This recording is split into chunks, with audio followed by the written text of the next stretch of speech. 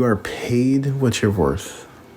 Sometimes this is really hard to accept, especially when you feel like the effort that you're putting in is not proportionate to the payment you're receiving for it. So let's look at this. What's the problem? And why do we need to accept that you are paid what you're worth? First of all, we sometimes need to come face to face with hard realities to be able to progress beyond where we are. I've had to do this myself. I don't really like looking at the fact that, or thinking about the idea that what I'm paid right now by some of my clients is what I'm worth, because they dictate many of the terms of what I get paid for the amount of writing I do. I remember hearing that Joe Vitale got paid something like $6 per word.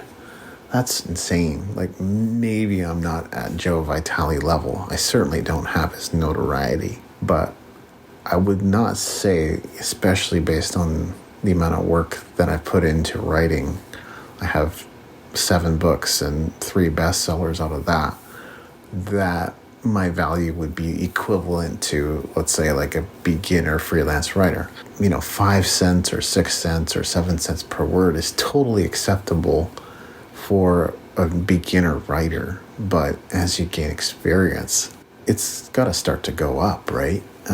Based on the value that you're able to generate for others.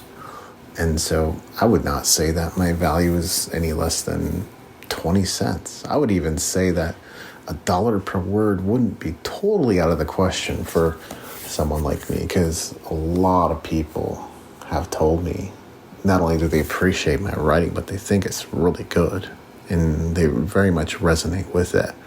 That tells you something, because technically, yeah, anybody can write, but writing something that people appreciate and enjoy and resonate with is an entirely different proposition.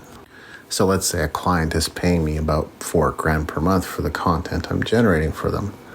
Well, if it was $4,000 per month for 3 hours of work, I'd say that's pretty extraordinary.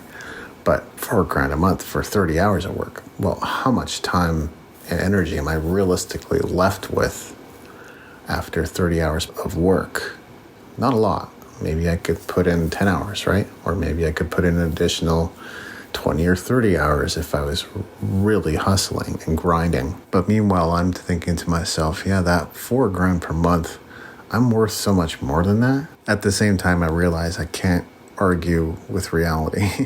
In an argument between you and reality, reality always wins.